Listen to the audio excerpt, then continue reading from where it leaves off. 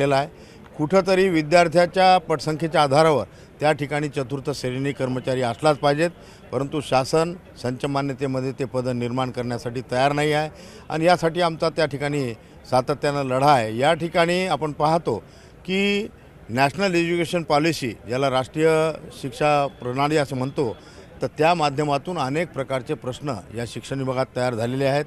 आताच आपल्याला माहीत आहे की 24 आपल्या जानेवारी महिन्यामध्ये या ठिकाणी सुप्रीम कोर्टाचा एक निर्णय आला आणि त्या ठिकाणी शिक्षकांना टी-ई-टी लागू केलेली आहे। तर त्या टी-ई-टीच्या 2013च्या नंतर RT ॲक्टनुसार त्यांना टी-ई-टी लागू, त्याच्यानंतरच्या मंडळीला टी-ई-टी लागू होती, पण त्याच्या आधीच्या मंडळीला लागू नव्हती।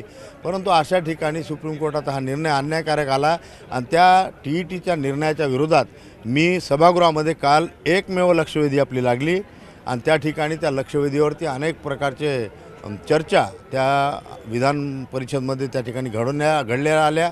त्या ठिकाणी आपण शासनाला सांगितलं की तुम्ही पुनर्विचार याचिका या ठिकाणी दाखल करा आणि ज्या ठिकाणी केंद्राचा जो RT ॲक्ट आहे त्या ॲक्टमध्ये, त्या कायद्यामध्ये काहीतरी बदल घडवून आणून निश्चित रूपाने या शिक्षकांना आपण दिलासा दिला पाहिजेत। कारण की जे सेवानिवृत्तीच्या टप्प्यावर आलेले जे शिक्षक आहेत त्यांना आता टी-ई-टी करायला सांगणं हे चुकीचं आहे आणि टी-ई-टी जर आपण केली नाही 2 वर्षात तर आपली सेवा समाप्त करण्यात येईल, अशा प्रकारचा देखील त्या ठिकाणी शासनाचा मानस आहे आणि त्या दृष्टिकोनातून आपण यांना तिथून दिलासा मिळण्यासाठी लक्षवेधी काल लावली होती। असे अनेक मुद्दे जे आहेत, 15 मार्च 2024चा जो शासन संच मान्यतेच्याबद्दल निर्णय आलेला आहे, त्या निर्णयामुळं संच मान्यतेच्या अनेक शाळेमध्ये शिक्षक अतिरिक्त ठरून राहिले आणि अतिरिक्त ठरल्यामुळं त्या शाळा बंद पडतात की काय, अशा प्रकारची भीती या पूर्ण महाराष्ट्रामध्ये आणखी शिक्षण विभागात तयार झालेली आहे।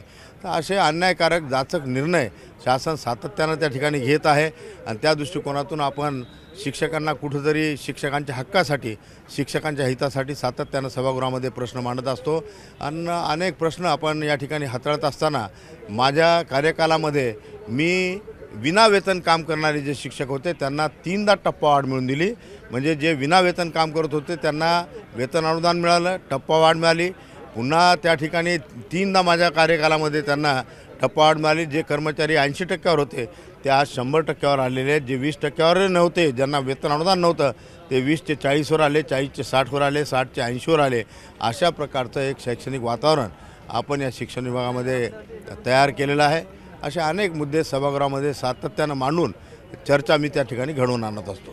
सर, आणखी महत्त्वाचा विषय म्हणजे टी-ई-टी आणि टेट ह्या दोन्ही परीक्षा होतात आणि या अन्यायकारक आहे किंवा त्याचा जो टी-ई-टीचा जो निकाल लागतो तो अतिशय कमी लागतो आणि त्यानंतरही टेट ही परीक्षा द्यावी लागते। यासाठी कुठंतरी सुलभता किंवा एकत्रित परीक्षा घ्याव्या अशी जे काही शिक्षक आहेत, बनणारे शिक्षक आहेत, त्यांची मागणी आहे, कारण बऱ्याचशा जागा खाली आहेत, रिकामी आहे। बरोबर आहे। शासन आता अलीकडच्या काळामध्ये पवित्र पोर्टलच्या माध्यमातून शिक्षकांच्या जागा भरत आहे।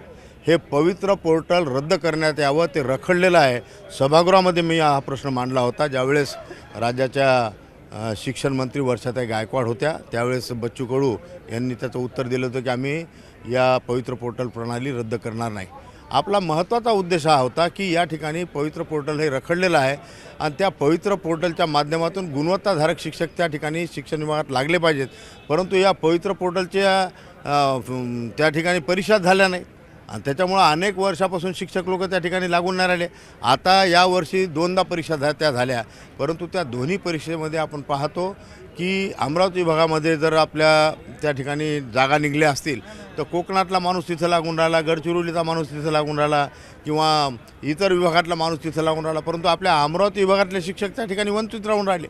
म्हणून आपण त्या ठिकाणी आता शासन दरबारी हे प्रयत्न करून राहिलो की विभाग स्तरावरती देखील या नेमणुका तुम्ही केल्या पाहिजेत। पवित्र पोर्टल कायम राहिलं तर काय हरकत नाही, गुणवत्ताधारक शिक्षक त्या ठिकाणी मिळाले पाहिजेत, ही तुमची मानसिक भावना आहे, आमची देखील भावना आहे। परंतु हे पूर्ण जी प्रक्रिया आहे ही रखडलेली आहे। या ठिकाणी कुठंतरी शिक्षकांना जे नवीन उमेदीनं काम करणारे B.Ed झाले, D.Ed झाले, प्रोफेशनल ट्रेनिंग घेतलेले शिक्षक आहेत यांना दिलासा मिळण्याचं काम शासनाचं झालं पाहिजे आणि जेणेकरून चांगलं दिलासादायक काम जर त्या शिक्षकांना झालं आणि वेळेवर जर त्यांना नोकरी मिळाली त्या शिक्षकाची, तर निश्चित रूपानं चांगल्या पिढ्या या शिक्षकाच्या माध्यमातून घडल्याशिवाय राहणार नाही। हे होते किरण सरनाईक, शिक्षक आमदार, यांनी सांगितलं की ज्या काही शिक्षकांच्या शिक्षकेतर कर्मचाऱ्यांच्या समस्या आहे त्या निकाली काढण्यासाठी मी कायम प्रयत्नरत राहणार आहे। कॅमेरामन प्रवीण शेट्टीसह किशोर गोमाशे, न्यूज लोकमत, नागपूर।